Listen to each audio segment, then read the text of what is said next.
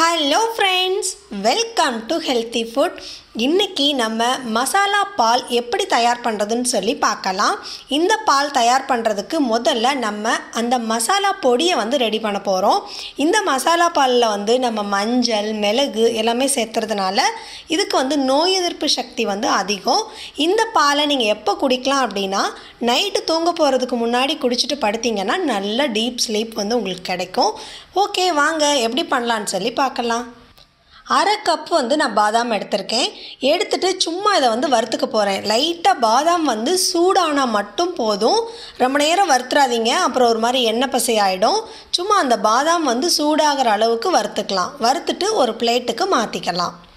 இப்போ மசாலாலாம் ஒன்று ஒன்றா ஃப்ரை பண்ணிடலாம். 3 கிராம்பு, 3 ஏலக்காய், 3லேருந்து 5 ஏலக்காய் நீங்கள் சேர்த்துக்கலாம்.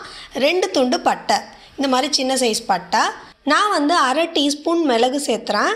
நீங்கள் அதுக்கு பதிலாக 1 டேபிள் ஸ்பூன் வரையும் மிளகு சேர்த்துக்கலாம். மிளகு காரமாக வேணும்னா இன்னும் அதிகமான மிளகு சேர்த்துக்கங்க. சேர்த்துட்டு இதை நல்லா வறுத்துக்கங்க. ஒரு 1லேருந்து 2 நிமிஷம் நல்லா வறுத்துக்கங்க மீடியம் ஃப்ளேமில் வச்சுட்டு.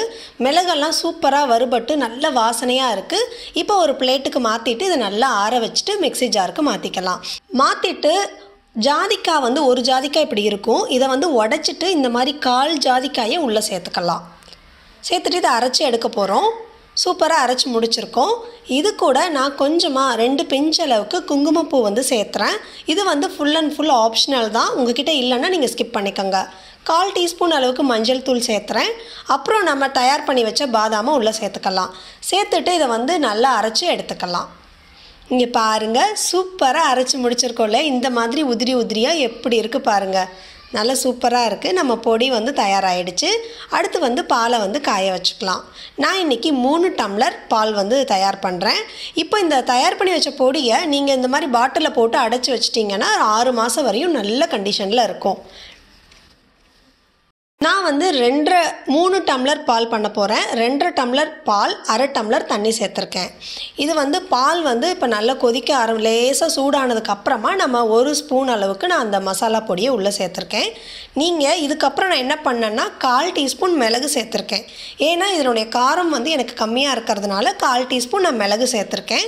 மிளகு சேர்த்துட்டு இந்த மாதிரி பால் கொதிக்கிறப்போ நல்லா கலக்கி விட்டுருங்க.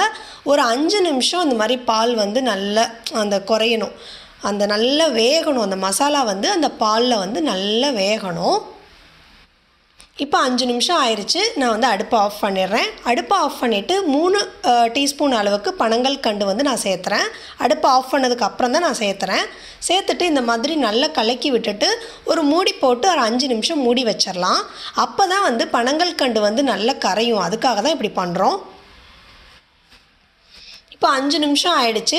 இதை எடுத்துட்டு ஜஸ்ட் நல்லா ஆற்றிக்கங்க. ஒரு டம்ளரில் ஆற்றிக்கிட்டிங்கன்னா அந்த பனங்கல்கண்டு நல்லா கரைஞ்சிரும். அந்த சூடும் சரியான சூடாக குடிக்கிறவங்களுக்கு சரியான சூட்டில் இருக்கும்.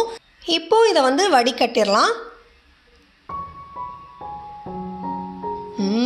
நல்ல வாசனையாக இருக்குங்க, ரொம்ப சூப்பராக இருக்குது. அந்த ஸ்மெல்லே நல்லா இருக்குது. பாருங்கள், பனங்கல்கண்டு சூப்பராக கரைஞ்சிருச்சு. இப்போ அவ்வளோதான், நம்ம டம்ளருக்கு மாற்றிக்கலாம். சூப்பரான மசாலா பால் வீட்டிலையே தயாராகிடுச்சு. கண்டிப்பாக அதை நீங்கள் செஞ்சு பாருங்கள். இது நோய் எதிர்ப்பு சக்தி அதிகம். கண்டிப்பாக நீங்கள் வீட்டில் ரெகுலராக நைட் டைம் தூங்க போகிறதுக்கு முன்னாடி வாரத்தில் ஒரு 3 நாள் கூட எடுத்துக்கலாம். கண்டிப்பாக ட்ரை பண்ணி பாருங்கள். ட்ரை பண்ணி பார்த்துட்டு உங்கள் கமெண்ட்ஸ் எனக்கு ஷேர் பண்ணுங்கள். இதுவரையும் நம்ம சேனல் சப்ஸ்கிரைப் பண்ணாதவங்க கண்டிப்பாக நம்ம சேனலை சப்ஸ்கிரைப் பண்ணுங்கள். தேங்க்ஸ் ஃபார் வாட்சிங்.